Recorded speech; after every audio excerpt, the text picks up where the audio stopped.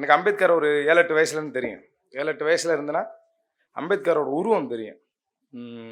ஆள் பளபளன்னு இருப்பாப்புல, கோட்டு போட்டிருப்பாப்புல, டை கட்டியிருப்பாப்புல. இந்த உருவம் எப்படி எனக்கு தெரியும் அப்படின்னா, எங்கள் ஊரில் ஒரு திருவுருவ படம், அம்பேத்கரோட ஒரு படம் வந்து வரைஞ்சி வச்சுருந்தாங்க. அதில் இந்த கோழி குண்டுலாம் வச்சு ரொம்ப அழகாக இருக்குது. நைட்டில் ரோட்டு பக்கத்தில் இருந்துச்சு, லைட் அடித்தாவே அப்படியே மின்னும். அதை ஒரு நாள் இரவு வந்து அம்பேத்கர் முகத்தில் உளியை வச்சு அடித்து அவரை வந்து அவமரியாதை செஞ்சுட்டாங்க. சிரிக்கிறதுக்கு சொல்லல, சிரிக்கிறீங்க. அம்பேத்கரோட முகத்தில் உளியை வச்சு முகத்துலலாம் ரொம்ப சேதாரப்படுத்திட்டாங்க. அதுக்கப்புறம் அதே மாதிரி வந்து பார்த்தீங்கன்னா, இன்னொரு தடவை கபடி, எங்கள் ஊரில் கபடிக்காக போய் போஸ்டர் ஓட்டும்போது அந்த அம்பேத்கர் இருந்ததை வந்து கிழிச்சு, அந்த போஸ்டர் வந்து கிழிச்சதை நேரடியாக கண்கூட பார்த்துட்டான். அப்புறம் கல்யாணத்துக்கு ஃப்ளெக்ஸ் பேனரில் வந்து பார்த்தீங்கன்னா அம்பேத்கர் இருந்தார். அம்பேத்கர் அப்படியே பிளேடு போட்ட கதைகள்லாம் இருக்குது, அம்பேத்கருக்கு நேரம் மட்டும். அதுக்கப்புறம் நான் என் வண்டியில் வந்து ஒரு சில மாவட்டங்களுக்கு மட்டும் தெரிந்த தலைவன் அல்ல இவன் அப்படின்னு போட்டு என் வண்டியில் அம்பேத்கர் ஸ்டிக்கர் ஒட்டியிருந்தேன். அதை ஒன்று நெகத்திலே சுரண்டி எடுத்துகிட்டு போயிட்டேன்.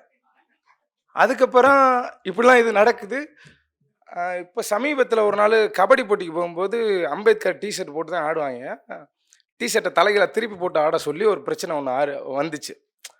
ஸோ அம்பேத்கருக்கு இவ்வளவு ஒரு ஒடுக்குமுறை, அம்பேத்கர் மேலே இவ்வளோ பெரிய ஒரு வன்முறை வெறியாட்டம் இன்னைக்கு வரைக்கும் நடந்துக்கிட்டே இருக்குது.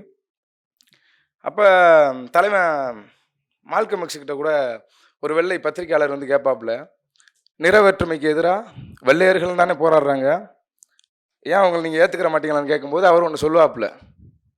அவர் என்ன சொல்லுவாப்புலன்னா, வெள்ளையர்கள் நிற வேற்றுமைக்கு எதிராக மிக தீவிரமாக போராடினாலும் ஆனால் அவங்க வெள்ளையாக இருப்பதனாலேயே இந்த சமூகத்தில் அவங்களுக்கு கிடைக்கக்கூடிய ஒரு அனுகூலம் இருக்குல்ல, அதை அவங்க வந்து மறுக்கவே முடியாது அப்படின்வார்.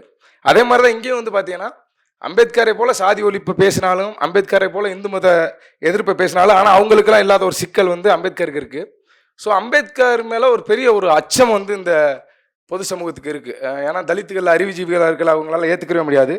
அந்த மாதிரி ஒரு சமூகத்தில் இருந்த ஒரு பெண்ணு என்னை காதலிச்சா, நான் அவளை காதலிச்சேன். அதுதான் இந்த கவிதை அலாதி பிரியம்.